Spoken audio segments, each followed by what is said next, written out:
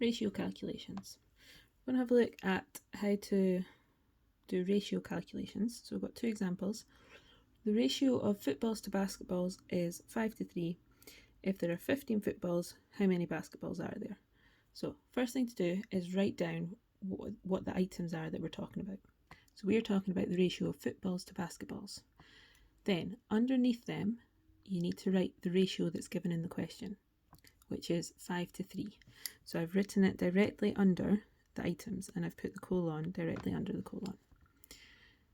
After that, you need to put in the other bit of information that's given. So it says if there are 15 footballs, how many basketballs are there? So we're going to put 15 in the footballs column. So we're going to put it under the 5. Now, once you've done that, you've set up the question. Then you need to ask, what has this been multiplied by to get 15? So 5 times what is 15? Or another way to do it is divide. You could do 15 divided by 5. Either way, you should end up with 3. So 5 has been multiplied by 3 to get 15. And once you've worked out what that number is, then you just need to do the same calculation on the other side. So we need to multiply this number by 3. So 3 times 3, which is 9. So that means there are 9 basketballs if there are 15 footballs.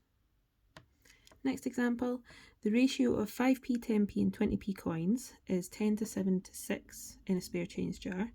If there are 21 10p's, how many 5p's and 20p's are there?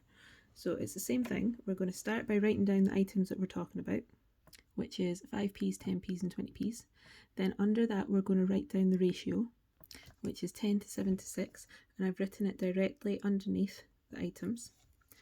And then we're going to write down the last piece of information given in the question, that was there are 21 10p's. So in the 10p column, I'm going to put 21. Now once you've set it up, then you need to see what has this number been multiplied to get 21. So 7 times what is 21? Or another way to do it is 21 divided by 7, which ends up being 3. So 7 has been multiplied by 3 to get 21, which means we need to do the same to the other parts of the ratio to work out the answers.